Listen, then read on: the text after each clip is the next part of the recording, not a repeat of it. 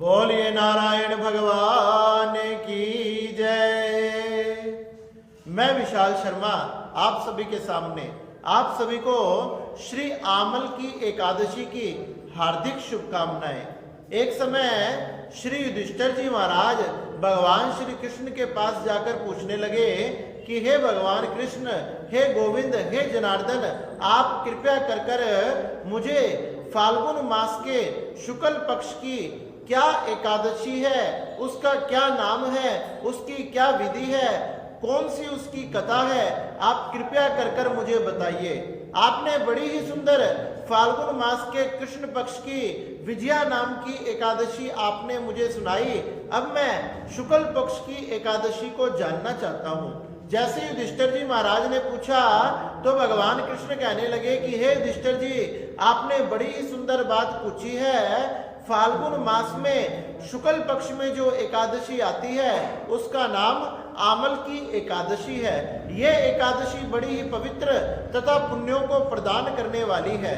इस एकादशी के करने मात्र से मनुष्यों के, जीवों के जन्म जन्मांतर के पाप नष्ट हो जाते हैं तथा उन्हें 1,00,000 गौ दान का फल प्राप्त होता है। उन्हें 1000 अश्वमेध यज्ञ के फल का प्राप्त होता है तथा अनेक प्रकार के पाप उनके इस प्रकार भस्म हो जाते हैं जिस प्रकार रुई के ढेर में कोई माचिस की तिल्ली दिखा दे, पल में ही जलकर जिस प्रकार भस्म हो जाता है उसी प्रकार पाप नष्ट हो जाते हैं। और तो और ये एकादशी इतने पुण्यों को देने वाली है कि बड़े से बड़े पापी भी, व्याघ्र, शिकारी आदि भी इसको करने से मुक्ति को प्राप्त करते हैं।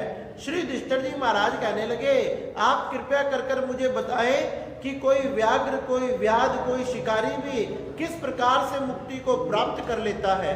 तो भगवान कृष्ण कहने लगे, प्राचीन समय की बात है।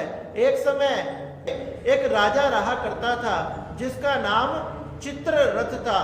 उसके नगर में सभी प्रकार के लोग रहते थे जो भगवान की भक्ति किया करते थे। उसके राज्य में किसी प्रकार की कोई कमी नहीं थी। अन्न तथा जल की भरपूर वर्षा हुआ करती थी तथा सभी लोग राजा के साथ मिलकर भगवान की पूजा पाठ आदि किया करते थे। वहां के सभी लोग दोनों पक्षों की एकादशी करते थे। इस पूर्वक तथा राजा इस तरह से धर्म से प्रजा का पालन तथा रक्षा किया करता था। एक समय की बात है, फाल्गुन मास के शुक्ल पक्ष की आमल नाम की एकादशी आई।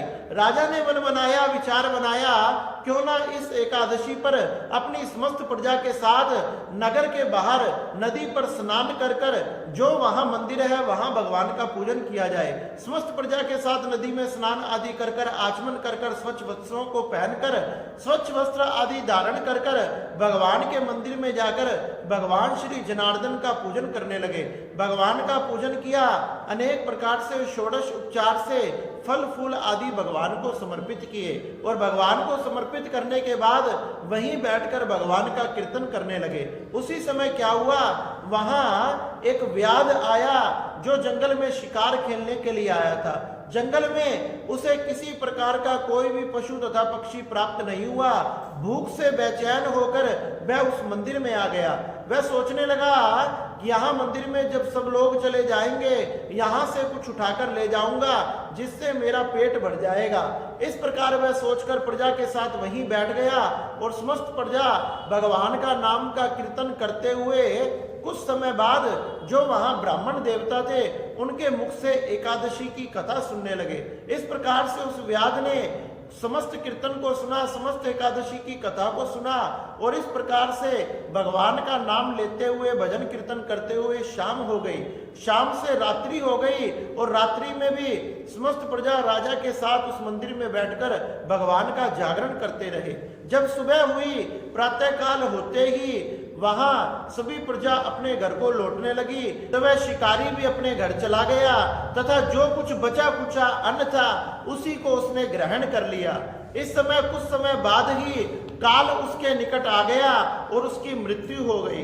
इस एकादशी के करने मात्र से, जाने अनजाने में इस व्रत से, इस कथा को सुनने मात्र से अगले जन्म उसे राजा के रूप में प्राप्त हुआ, उसे निष्कंटक राज्य की प्राप्ति हुई, चतुरंगी सेना की प्राप्ति हुई तथा समस्त भूमंडल का एकमात्र राजा हुआ। इस प्रकार से हे युधिष्ठिर जी महाराज, जो इस एकादशी की कथा को सुनता है, व्रत को धारण करता है, उसके जन्म जन्मांतर के पाप नष्ट हो जाते हैं। जिस प्रकार से उस व्याध ने अनेक प्रकार के पाप किए, केवल कथा सुनने मात्र से उसके पाप नष्ट हो गए और अगले जन्म में वह राजा के रूप में समस्त भूमंडल का राजा हुआ तथा उसके बाद वह भगवान के विष्णु लोक को चला गया। जो इस पवित्र एकादशी की व्रत को करेगा, उसके समस्त पाप नष्ट हो जाएंगे और उसे भगवान की भक्ति की, मुक्ति की प्राप्ति होगी। इसलिए सभी ने इस एकादशी के व्रत को अवश्य करना चाहिए। बोलिए नारायण भगवान की जय, बोलिए मेरे बांके बिहारी लाल की जय।